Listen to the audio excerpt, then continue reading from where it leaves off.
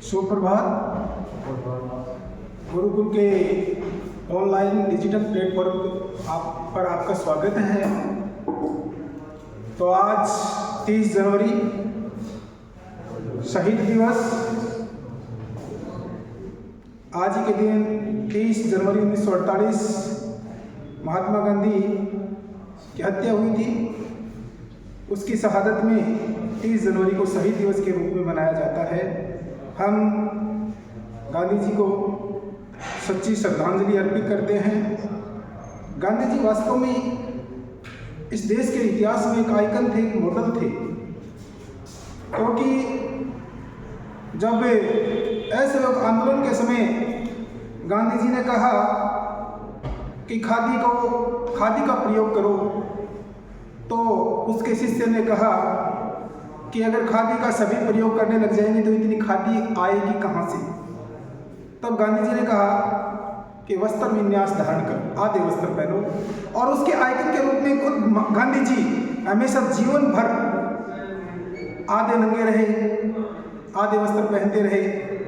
इस कारण वो हमारे इतिहास में या हमारे देश में हमारे लिए आइकन है, हमारे मॉडल है।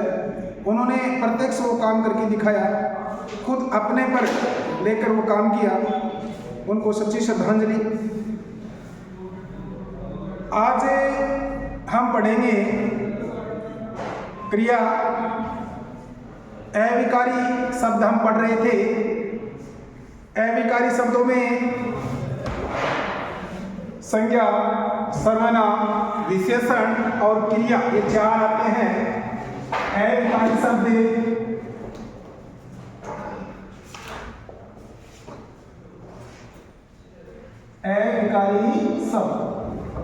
अविकारी शब्दों में आते हैं संज्ञा, सर्वनाम,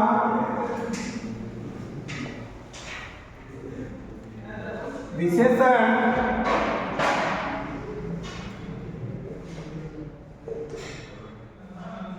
और चौथा है क्रिया। तो हमने पढ़ा संज्ञा, सर्वनाम, विशेषण, ये लगभग तीनों हम पढ़ चुके हैं। आज हम पढ़ेंगे क्रिया। क्रिया पढ़ाने से पहले मैं आपको बताऊंगा विशेषण में एक चीज छोटी सी, हमें उस दिन टाइम हो गया था, तो आज में छोटी सी चीज है। विशेषण में एक प्रविशेषण होता है। विशेषण के मैंने चार भेद बताए: गुणवाचक, परिमाणवाचक, संख्यावाचक, संकेतवाचक। तो विशेषण में एक प्रविशेषण होता है, उसके बारे में मैं थोड़ा सा आपको अवगत कराता हूं कि प्रविशेषण क्या होता है। प्रविशेषण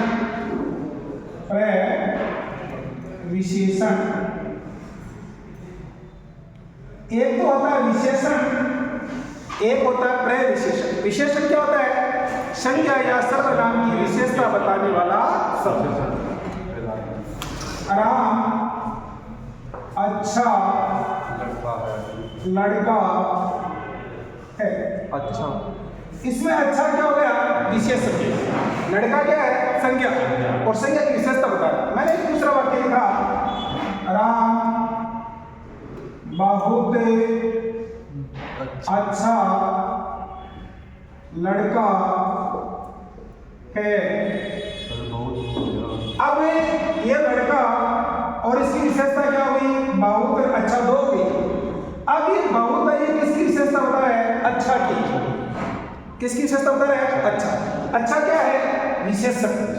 तो इसकी परिभाषा हो गई, विशेषण की विशेषता बताने वाले शब्द प्रविशेषण कहलाते हैं। परिभाषा क्या लिखेंगे? विशेषण। पिछली बार कोई जल्दी में आया था, ऐसा मैंने प्रश्न देखा था। विशेषण की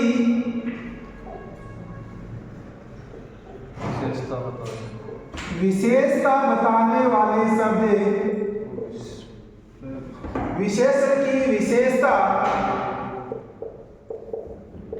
बताने वाले शब्द प्रविशेषण कहलाते हैं। प्रविशेषण कहलाते हैं। जैसे बहुत अच्छा लड़का, बहुत मीठा आम। तो इसमें बहुत क्या हो गया, अच्छा की विशेषता बता रहा है। यह बहुत किसका विशेषता बता रहा है, मीठा की। मीठा और अच्छा क्या है, मीठा और अच्छा क्या है, विशेषण। और ये विशेषण की भी क्या बता रहे हैं, विशेषता। तो क्या हो गया, विशेषण की विशेषता बताने वाले शब्द प्रत्यय विशेषण कहलाते हैं। बस इतना ध्यान रखना, चाहे किसी भी प्रकार की और भी कोई भी विशेषता, जहां विशेषण की विशेषता बताई जाए वो सभी प्रत्यय विशेषण कहलाते हैं। क्योंकि कई बार ऑप्शन में दे देते हैं विशेषण के साथ प्रत्यय विशेषण भी दे देते हैं, तो हमें यह देखना है कि विशेषण की विशेषता जहां बताई जाए वह प्रत्यय विशेषण कहलाता है।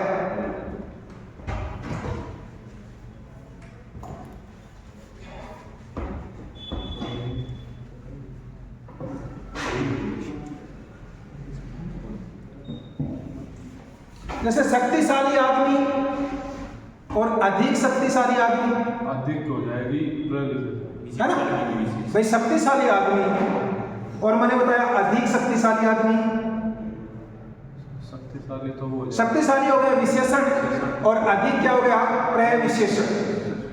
जैसे मैंने कहा खुददार व्यक्ति, खुददार व्यक्ति, व्यक्ति की विशेषता क्या बता रहा है, खुददार, बहुत खुददार व्यक्ति।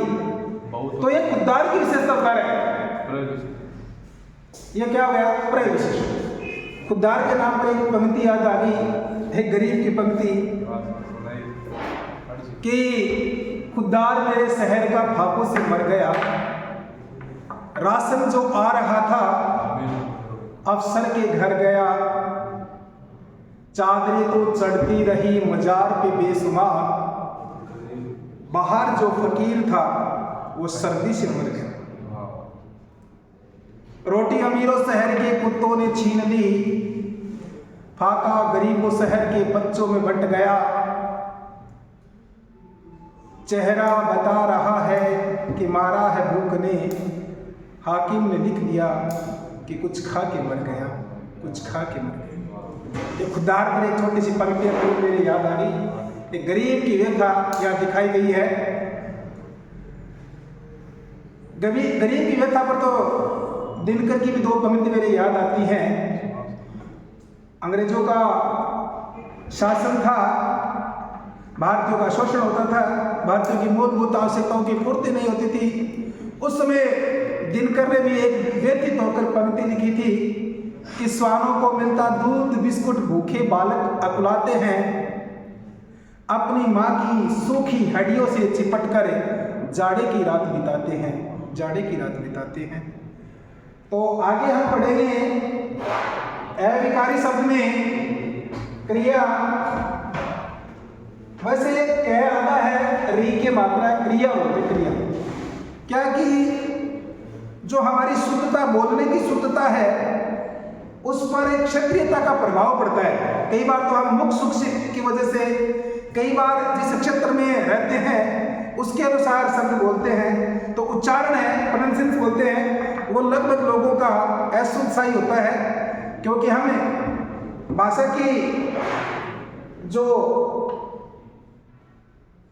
मेन विशेषता होती है, भाषा की ग्रामर होती है, उस पर ज़्यादा ध्यान देते हैं, उसके उच्चारण पर कम ध्यान देते हैं। तो हम पढ़ेंगे क्रिया, ये अविकारी शब्द है और आज हमारा अविकारी शब्द का लास्ट टॉपिक है। आज अविकारी शब्द पूरे हो जाएंगे। क्रिया क्या होती है, किसी भी काम, क्रिया होती है किसी काम का करना या होना। क्रिया क्या होती है,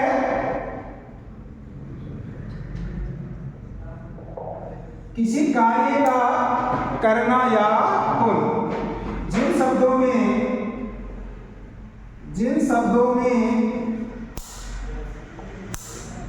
किसी कार्य के करने या होने का, जिन शब्दों में किसी कार्य के करने या होने का बोध हो। होने का बोध माने क्या? होने का बोध हो,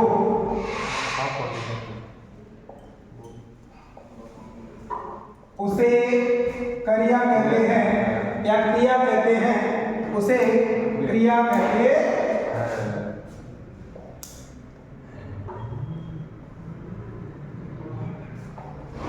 जैसे लिखना, पढ़ना, बोलना, चलना, दौड़ना, रोना, धोना, ये सब क्या है? फड़फड़ाना, ये सब क्या है? क्रियाएं। ये सब क्या है? क्रिया। तो क्रिया का मूल रूप धातु कहलाता है। इसके साथ मैं एक आपको धातु और बताऊंगा ताकि आप क्रिया को आसानी से समझ सके कि धातु क्या होती है। धातु लोहे की नहीं होती है।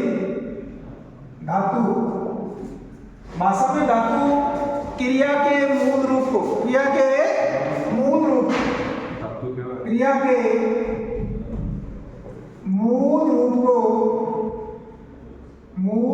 को धातु कहते हैं। धातु कहते क्रिया का मूल रूप क्या कहलाता है? धातु। कैसे? जैसे मैंने लिखा लिख,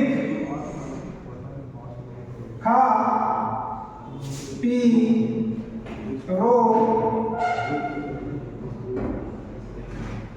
ये सब क्या है? धातु। ये क्या है? धातु। लिख है, खा है, पी है, रो है। लिख से हमने क्या बना दिया? लिखना। ना पढ़ते लगा के क्या बना दिया? लिखना। लिखना क्या होगी? क्रिया। और लिख क्या होगी? धातु। खा से क्या होगी? खाना।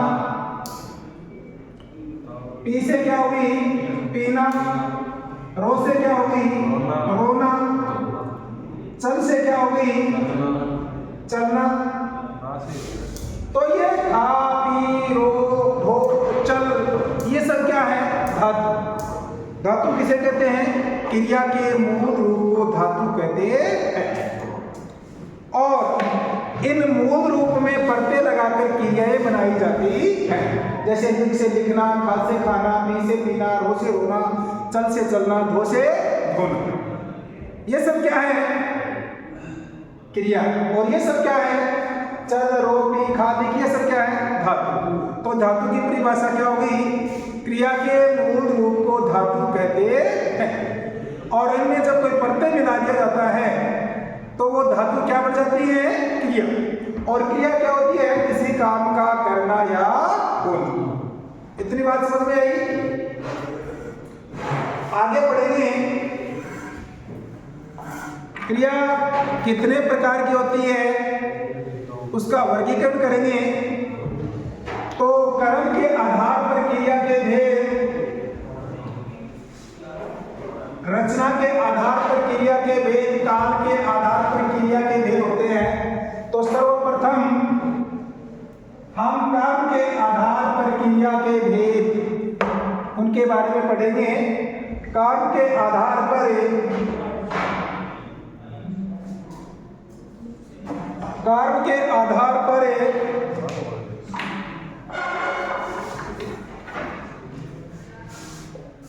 कर्म के आधार पर क्रिया के भेद। अमूमन तो छोटी क्लासों में आपके लेवल में यही आता है कि कर्म के आधार पर क्रिया कितने प्रकार की होती है। तो कर्म के आधार पर क्रिया दो प्रकार की होती है। कितने प्रकार की होती है? एक होता है सहकर्मक क्रिया और दूसरा होता है अकर्मक क्रिया। अकर्मक सहकर्मक जहां कर्म हो, अकर्मक जहां कर्म की आवश्यकता नहीं, जहां वाक्य में कर्म की आवश्यकता होती है वहां क्या होता है? क्षय कर्म की क्रिया। क्या होती है? क्षय कर्म की क्रिया। तो हम पहले पढ़ेंगे क्षय कर्म क्रिया, जहां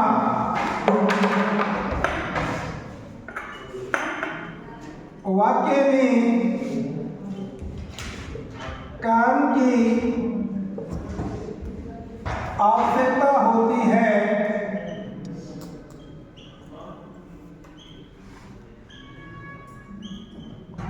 वहां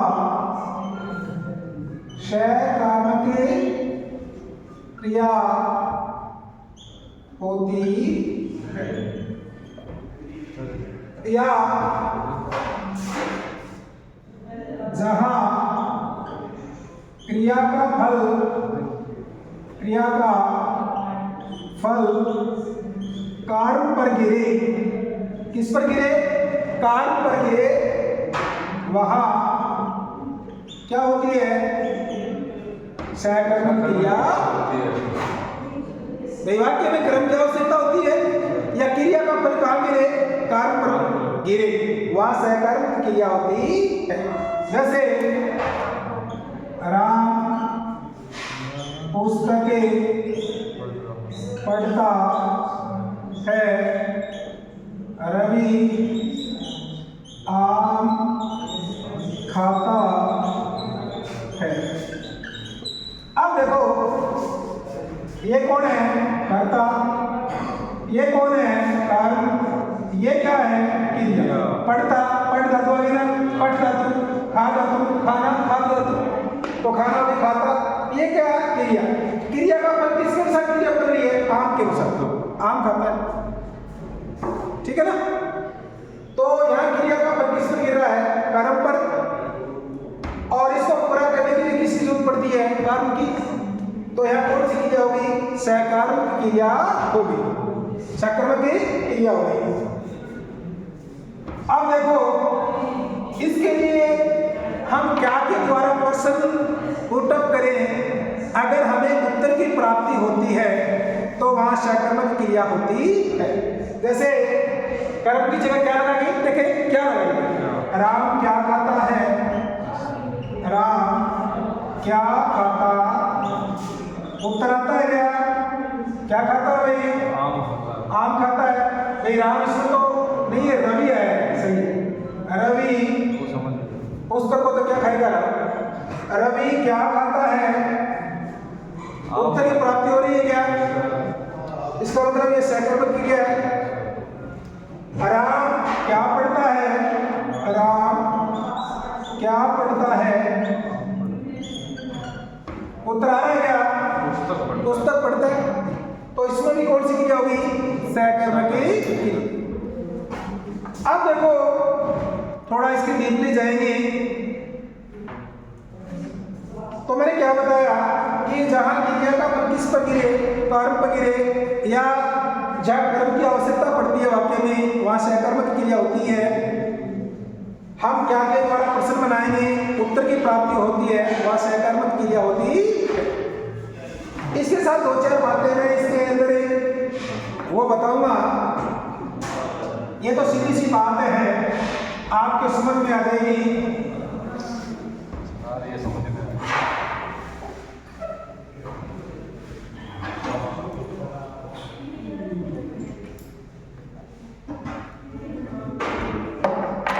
जैसे मैंने एक उदाहरण लिखा, रवि पढ़ता है।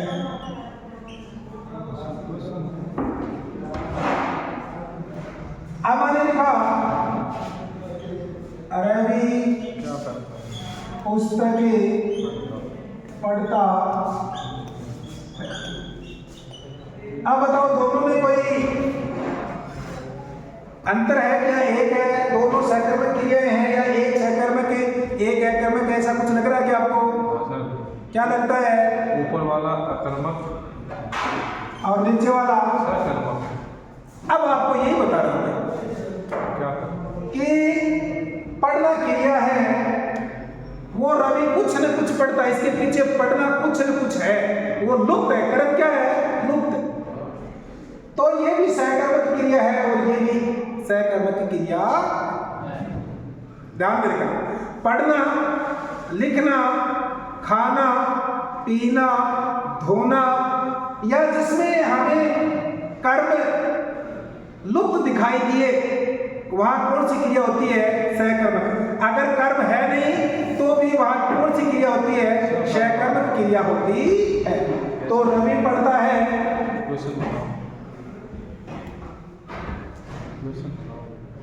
मोनू धोता है, एक अपना कपड़ा वगैरह धोता है, रीना लिखती है।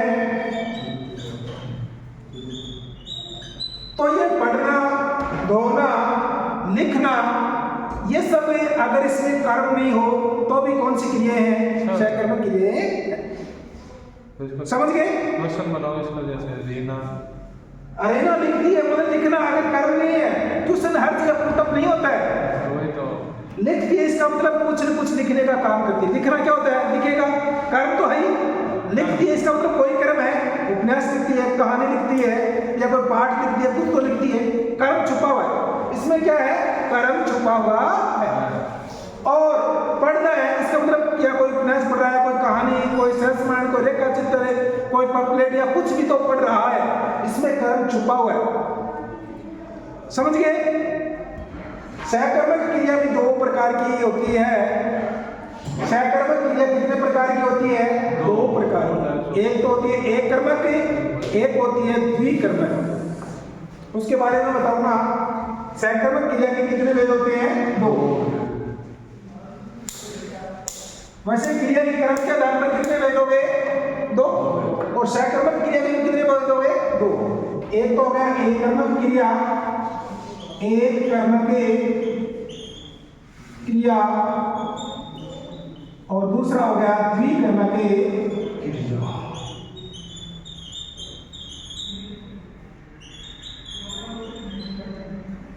एक कर्मक का पता लग रहा है कि जहां एक कर्म होता है वहां कौन सी क्रिया होगी? एक कर्मक। और जहां दो कर्म होते हैं वहां कौन सी क्रिया होगी? द्विकर्मक। पता लगता है, इसको देखते पता लगता है जहां एक कर्म होता है, जहां एक कर्म होता है, जैसे मोहन आम खाता है, तो ये आम क्या है? कर्म, एक ही कर्म है ना। और द्विकर्मक क्रिया में क्या होते हैं? दो कर्म। द्विकर्मक क्रिया के मैं कुछ नियम दिखा रहा हूं कि द्विकर्मक क्रिया कैसे पहचानेंगे। एक कर्मक क्रिया में तो क्या के द्वारा प्रश्न बनाएंगे, अगर उत्तर की प्राप्ति हो जाएगी तो कौन सी हो गई? एक कर्मक। इसके साथ लिखना, पढ़ना, खाना, धोना या जिसमें कर्म लुप्त होने की संभावना हो वहां भी क्या होगी? सहकर्मक क्रिया होगी। एक कर्मक, एक कर्मक भाई एक कर्मक में सहकर्मक होगी, एक कर्मक होगी। और द्विकर्मक में क्या होगा? दो कर्म होंगे। तो इसके मैं कुछ नियम बता रहा हूं कैसे कैसे होंगे। नंबर एक कर्मक तो मैंने पहले बता दिया आपको। अब द्विकर्मक के बारे में इसके लिए मैं कुछ वो बता रहा हूं। इसमें आम के साथ खाना खाता है। दो कर्म होते हैं। कितने होते हैं? दो कर्म होते हैं। प्रथम कर्म बोर्ड और द्वितीय कर्म प्रधान होता है।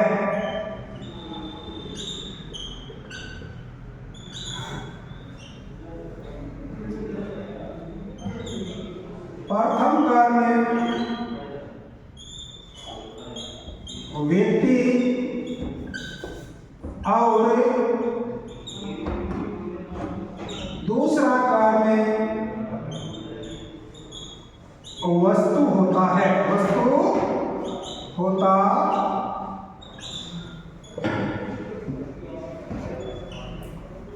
क्या और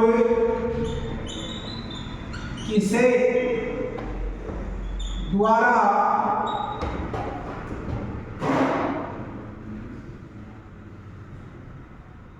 प्रश्न बनाकर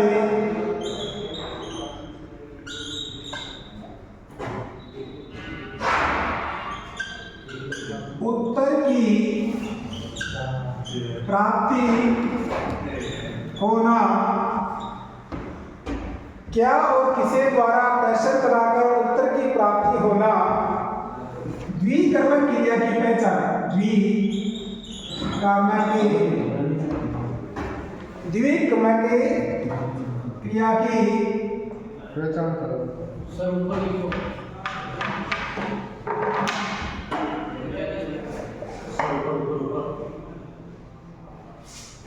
क्या और किसे द्वारा प्रश्न बनाकर उत्तर की प्राप्त होना द्विकर्मक क्रिया की पहचान होती है।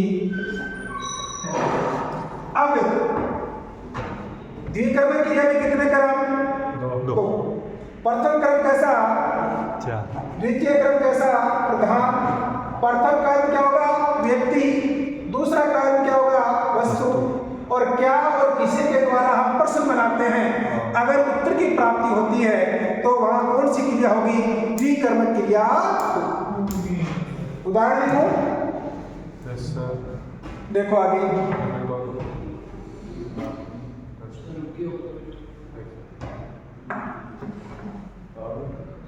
एक कर्म का लिखो। एक कर्म क्या के द्वारा अगर हम प्रश्न बनाए उत्तर की प्राप्ति होती है तो वहां कौन सी क्रिया होगी? एक कर्म की क्रिया होगी। और द्विकर्मक क्रिया में क्या और किसे के द्वारा प्रश्न पुटअप करने पर अगर हमें उत्तर की प्राप्ति होती है तो वहां क्या होगी? द्विकर्मक क्रिया होगी। अब मैं उदाहरण लिख रहा हूं द्विकर्मक क्रिया का, जो सकर्मक क्रिया के भाग है।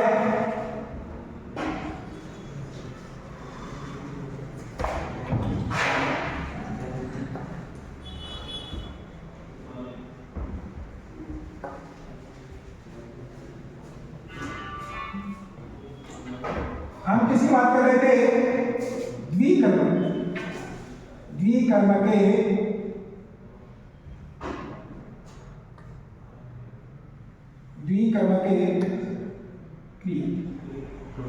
उदाहरण, रवि ने मोहन को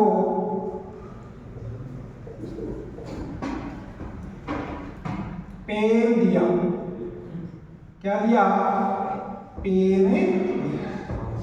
मैंने आपको 3-4 चीजें बताई थी, वो हमें लेके नहीं है यार। ये मोमेंट क्या है? क्योंकि को लग गया तो कर्म है, क्या है? और ये भी क्या है? पहला कर्म व्यक्ति है क्या? सजीव है क्या? पहला कर्म सजीव होता है, दूसरा क्या होता है? निर्जीव। सजीव मतलब व्यक्ति होता है। पेन निर्जीव है क्या? वस्तु है क्या? बातें मिल रही है। फिर मैंने क्या कहा कि प्रथम कर्म गौण और दूसरा कर्म है प्रधान। प्रधान का मतलब होता है क्रिया दूसरे कर्म के अनुसार बदलती है। किसके अनुसार बदलती है? दूसरे। पेन के अनुसार क्रिया बदलेगी, न कि मोहन के अनुसार क्रिया बदलेगी। और मैंने क्या कहा?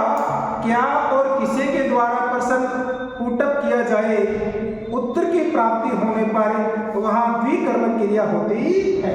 मैंने प्रश्न लिखा, रवि ने मोहन को क्या दिया? उत्तर की प्राप्ति हो रही है। रवि ने किसे पेन दिया? मोहन को। उत्तर की प्राप्ति हो रही है। क्या और किसे की उत्तर की प्राप्ति हो रही है, तो इसका मतलब यह कौन सी क्रिया होगी? द्विकर्मक क्रिया। कौन सी क्रिया होगी? द्विकर्मक क्रिया होगी। इसमें कितने कर्म मिले हुए? 2। प्रथम कर्म कैसा? गौण। दूसरा कर्म कौन सा? प्रधान। क्रिया वो दूसरे कर्म के अनुसार बदलेगी। पहला कर्म सजीव, दूसरा निर्जीव। ये व्यक्ति, ये वस्तु। और क्या और किसे के द्वारा प्रश्न बनाने पर उत्तर की प्राप्ति हो रही है, इसलिए यहाँ कौन सी क्रिया होगी? द्विकर्मक क्रिया। द्विकर्मक क्रिया वैसे ऑटोमेटिक क्या होती है? सहकर्मक तो होती है ना। जहाँ एक कर्म होता है एक कर्मक और दो कर्म होते हैं वो क्या होते हैं? द्विकर्मक। और एक कर्मक और द्विकर्मक दोनों ही क्या होती है? सहकर्मक क्रियाएं होती है। उदाहरण और देखो,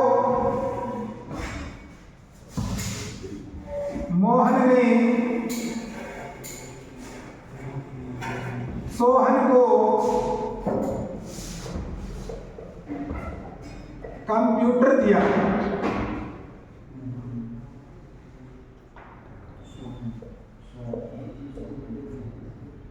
कंप्यूटर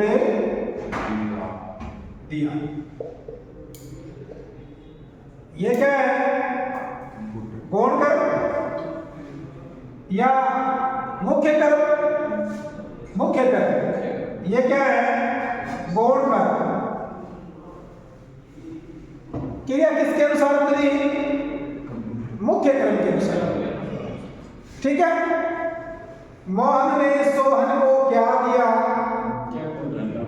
कंप्यूटर। मोहन ने किसे कंप्यूटर दिया? क्या और किसे के द्वारा प्रश्न बनाने पर उत्तर की प्राप्ति हो रही है? तो कौन सी क्रिया होगी? द्विकर्मक क्रिया। चलो ठीक है, ज्यादा गहराई नहीं जाएगी, आपके नियम के अनुसार चलेंगे। अब हम चर्चा करेंगे किसकी? अकर्मक क्रिया।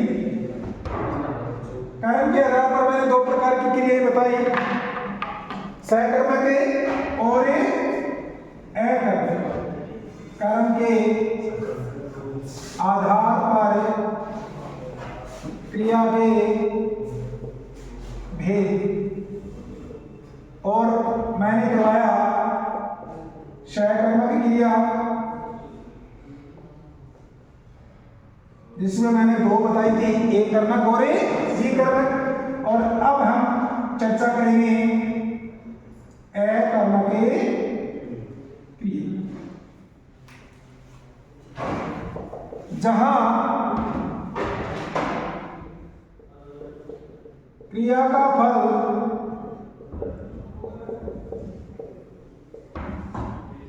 कर्ता पर गिरे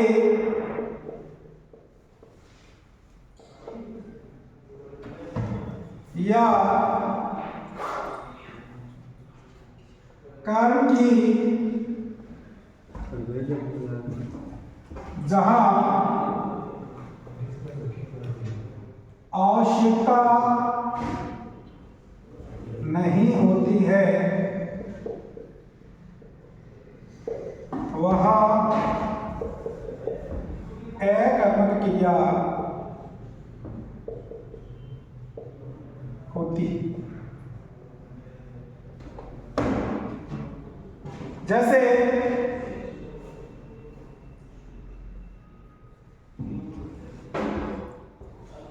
रवि नाचता है, मीना गाती है, बच्चा रोता, या नाचना, गाना, रोना। आप प्रश्न बनाए, रवि क्या नाचता है, तो उत्तर की प्राप्ति हो रही है क्या? क्या की कोई हमें जरूरत ही नहीं पड़ रही है, रवि नाचता है डायरेक्ट। ये क्या है? नाचना क्या है? क्रिया। और क्रिया का फल किस पर गिर रहा है? रवि पर। किस पर गिर रहा है? रवि पर। रवि की जगह मीना होती तो क्या होती? मीना नाचती है। नाचता की जगह क्या हो जाएगी? नाचती है। कर्ता के अनुसार बदलती है क्रिया। तो जब क्रिया का फल कर्ता पर गिरे वहां क्या होती है? अकर्मक क्रिया होती है। जहां कर्म की आवश्यकता नहीं होती है वहां भी क्या होती है? अकर्मक क्रिया होती है। तो मीना गाती है, बच्चा रोता है, रवि नाचता है, इन सब में क्या है? अकर्मक क्रिया। इसमें भी पूर्ण अकर्मक अपूर्ण अकर्मक होती है, वो आपके लेवल के नहीं है, ज्यादा गहराई से बताएंगे तो आपकी इसमें भी दिक्कत आएगी। तो कार्य के आधार पर क्रिया के मैंने दो भेद बताए, एक सकर्मक एक अकर्मक। सकर्मक क्रिया में कर्म पाया जाता है, क्रिया का फल कर्म पर गिरता है। सकर्मक क्रिया में कितने प्रकार की होती है? दो प्रकार की होती है, एक कर्मक और द्विकर्मक। जहाँ एक कर्म पाया जाता है एक कर्मक, और जहाँ दो कर्म पाए जाते हैं द्विकर्मक। क्या के द्वारा प्रश्न पुट अप करने पर उत्तर की प्राप्ति होने पर एक कर्मक क्रिया, क्या और किसे के द्वारा प्रश्न करने पर उत्तर की प्राप्ति होने पर द्विकर्मक क्रिया होती है। और अकर्मक क्रिया में क्या होता है? कर्म नहीं पाया जाता है, क्रिया का फल किस पर गिरता है? डायरेक्ट कर्ता पर ही गिरता है। अब देखो थोड़ा सा सकर्मक और अकर्मक में अंतर करना सिखाएंगे। प्रश्न किस प्रकार के आते हैं?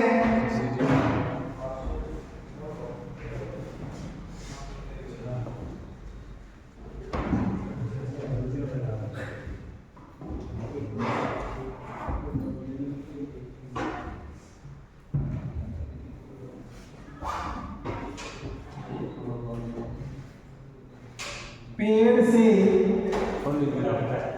पत्ता गिरता, पत्ता पेड़ से गिरता, चिड़िया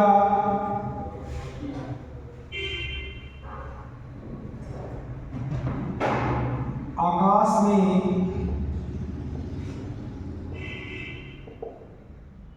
उड़ती है,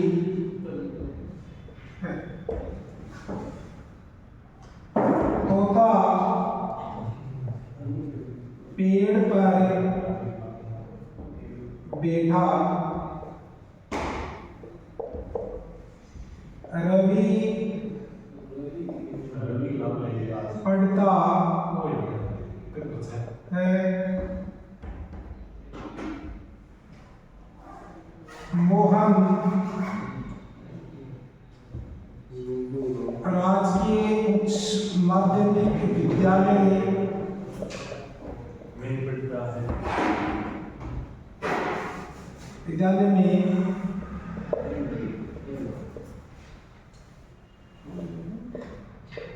पढ़ता। थोड़ा कंफ्यूज करूंगा आपको मैं, और फिर आपका सोल्यूशन भी बताऊंगा।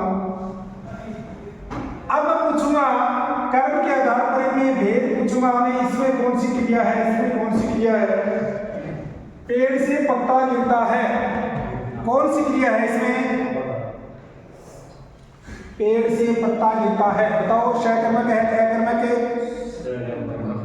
सकर्मक। पेड़ से क्या गिरता है? पत्ता। उत्तर की प्राप्ति हो रही है, इसका मतलब ये क्या होगी? सकर्मक।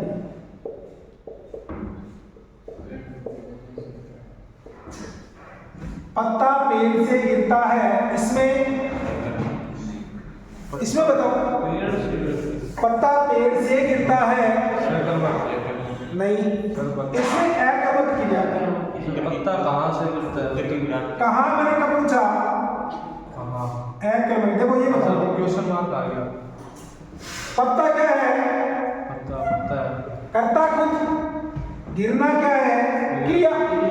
पेड़ से क्या है? आपादान। इसमें आपादान कारक है, कर्म कारक नहीं है। क्या है? आपादान कारक। ये भी ध्यान रखना, इसमें कौन सा कारक है? आपादान कारक है। आपादान अलग होना तो पत्ता गिरता है।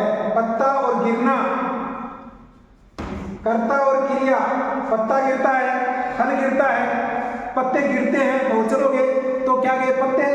तो पत्ते के कर्ता के अनुसार क्रिया बदल रही है। भाई इसकी जगह मैंने क्या लिखा?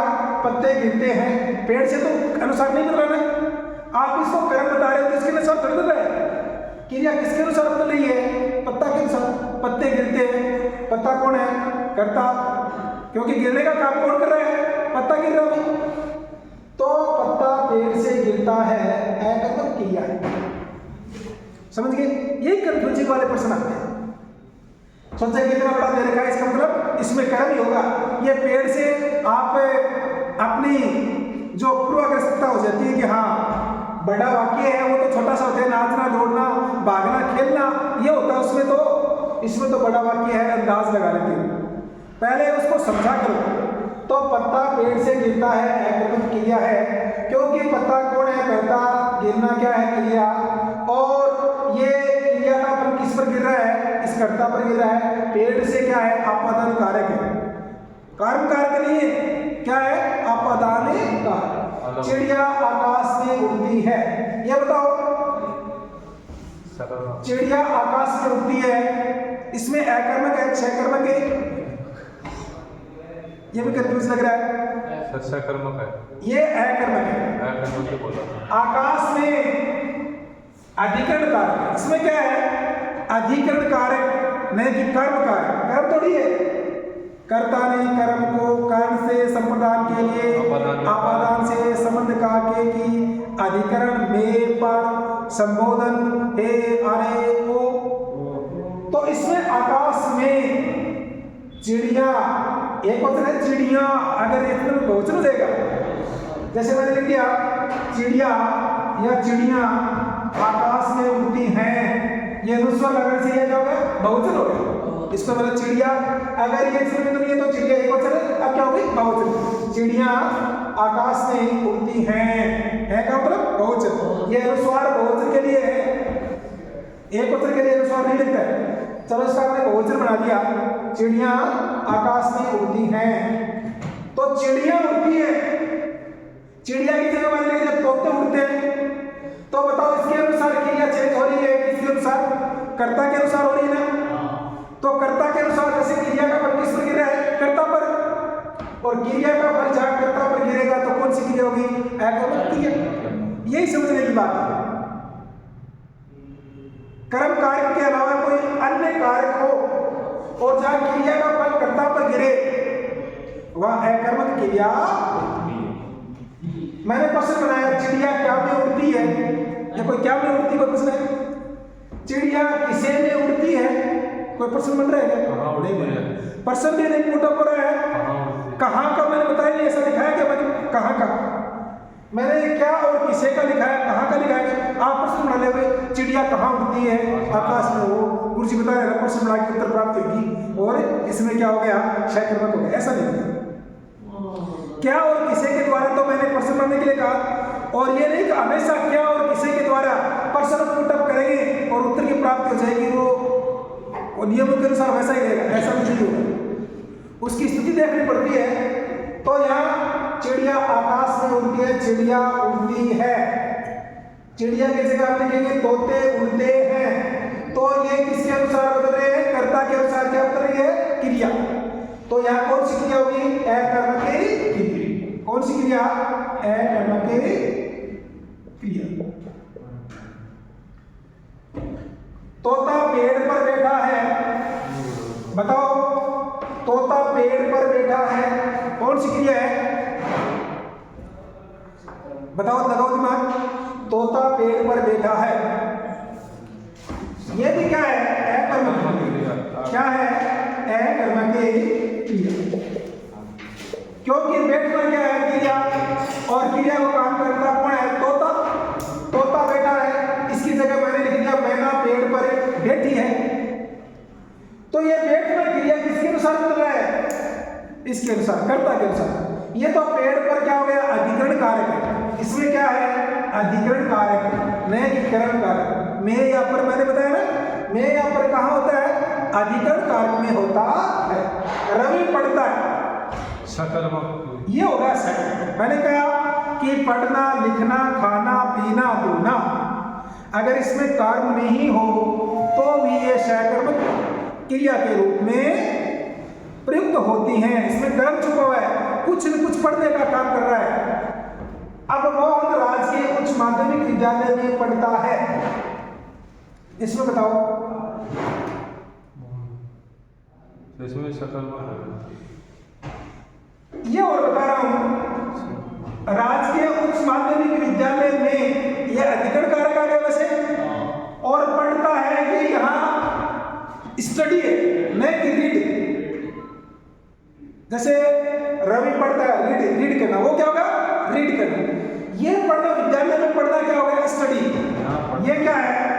स्टडी, और ये क्या है? Read, READ।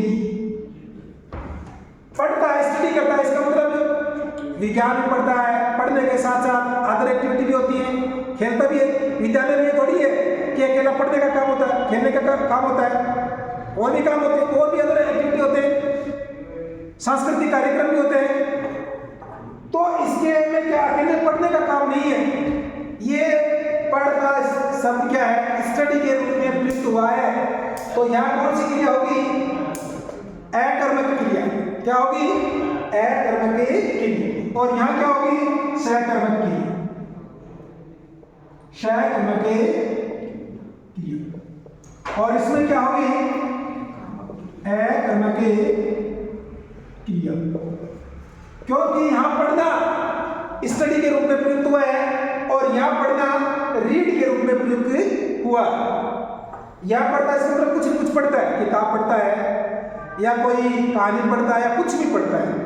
और यहां विद्यालय में पढ़ता है, इसका मतलब पढ़ना ही नहीं है, इसके साथ लिखना भी है, इसके साथ खेलना भी है, इसके साथ सांस्कृतिक प्रोग्राम में भाग लेना भी है। जितने भी अदर एक्टिविटी स्कूल में होती है उन सब में भाग लेना, शिक्षण कार्य पूरा होता है, इसमें तो होता है ना, इसमें अकेला पढ़ने का काम होता है। तो ध्यान रखना, ये पढ़ना क्या है? सकर्मक क्रिया, और ये पढ़ता है, ये स्टडी के रूप में प्रयुक्त हुआ है। और यहाँ कौन सी क्रिया है?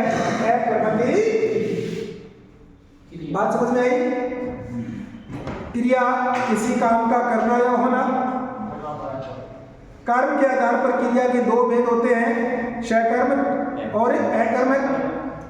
सकर्मक क्रिया में दो प्रकार की होती हैं, एक कर्मक और द्विकर्मक।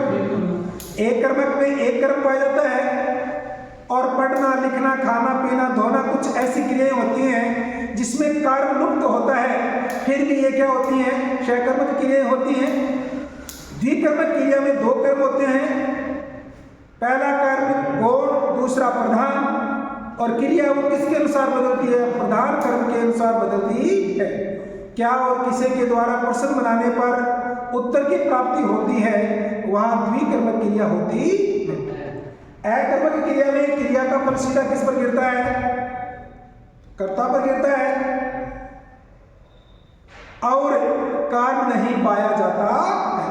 मैंने आपके सामने कई उदाहरण पुटअप किए और इनकी बारीकियों का मैंने अंतर बताया कि किस प्रकार अन्य कारक चिन्ह होने पर हमें सकर्मक क्रिया जैसा महसूस होता है, परंतु वहां सकर्मक क्रिया नहीं होती। उदाहरण के तौर पर आकाश में अधिकरण कारक, पेड़ से अधिकरण कारक और पेड़ पर अधिकरण कारक, और ये पढ़ता है क्रिया स्टडी के रूप में प्रयुक्त हुआ है, इसलिए यहां भी क्या हो गया? अकर्मक क्रिया। आगे हम पढ़ेंगे रचना के आधार पर क्रिया के भेद। उससे पहले मैं आपको बता रहा हूं काल के आधार पर क्रिया के भेद। टाइम ज्यादा हो गया इसलिए अपना छोटा सा टॉपिक है, काल के आधार पर, काल के आधार पर क्रिया के भेद। काल कितने प्रकार के होते हैं? तीन प्रकार के। Tense is time, present, past और फ्यूचर। उसी के आधार पर मैं बताऊंगा वर्तमान काल से वर्तमानकालिक क्रिया, भूतकाल से भूतकालिक क्रिया और भविष्यत काल से भविष्यकालिक क्रिया। काल के आधार पर कितने प्रकार की क्रिया होती हैं? तीन प्रकार। भूतकालीन क्रिया,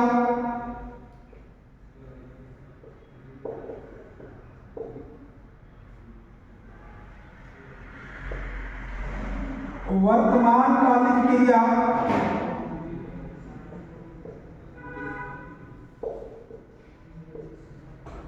और भविष्यते कालिक क्रिया।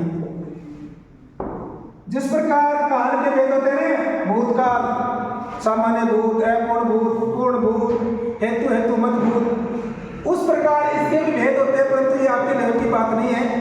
आपको मुख्य तौर पर मैं 3 बातें बताऊंगा। बीते हुए समय में जो क्रिया, जिस क्रिया के होने का बोध होता है वहाँ भूतकालीन क्रिया होती है। जैसे रवि शहर गया था, ठीक है ना। और भी जैसे उसमें सामान्य भूत, अपूर्ण भूत, पूर्ण भूत, जितने भी वाक्य बनते हैं ना, प्रेजेंट सिंपल, प्रेजेंट नहीं, पास्ट सिंपल, कंटिन्यूअस, परफेक्ट और परफेक्ट कंटिन्यूअस, इनके पूरे जो वाक्य बनते हैं वो किस में आएंगे? भूतकालीन क्रिया में आएंगे। और ऐसे ही वर्तमान कालीन क्रिया में वर्तमान समय में किसी क्रिया के होने का बोध होता है। इसमें present simple, present continuous, perfect continuous, ये जितने भी प्रकार के वाक्य बनते हैं वो सब क्रिया किस में आएगी? वर्तमान कालीन क्रिया में आएगी। जैसे रवि पढ़ता है या पढ़ रहा है या पढ़ रहा होगा, है ना, ये सब किस में आएगी? वर्तमान कालीन में। भविष्य में जिस क्रिया के होने का बोध हो वहां कौन सा होगा? भविष्यकालीन, फ्यूचर टेंस, तो फ्यूचर सिंपल, कंटिन्यूअस सब आ जाएंगे उसमें। वह शहर जाएगा, ठीक है ना, वह शहर जाएगा, जा रहा होगा, चाहे वो किसी प्रकार के वाक्य हो, फ्यूचर सिंपल हो, फ्यूचर कंटिन्यूअस हो, फ्यूचर परफेक्ट हो, फ्यूचर परफेक्ट कंटिन्यूअस, इनमें जितने भी प्रकार के वाक्य बनते हैं सब किसमें आएंगी? भविष्य कालीन क्रिया में आएंगे। आज के साथ अपना एक टॉपिक बच गया कि रचना के आधार पर क्रिया के भेद, वो हम कल पढ़ेंगे। मैं आपको कहना चाहूँगा कि संघर्ष के बिना कुछ मिलता नहीं, कि मंजिल उन्हें मिलती है जिनके सपनों में जान होती है। पंखों से कुछ नहीं होता, हौसलों में उड़ान होती है। तो इसी के साथ आज की क्लास यहीं समाप्त करते हैं। जय हिंद, जय भारत।